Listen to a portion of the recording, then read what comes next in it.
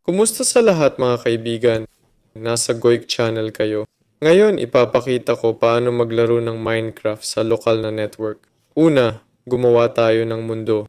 Pumasok tayo, pindutin ang escape, i-click ang buksan para sa LAN.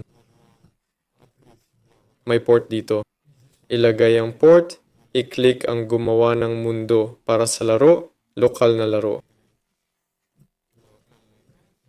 Tapos, ang kaibigan mo dapat pumasok sa multiplayer at makita ang server mo dito.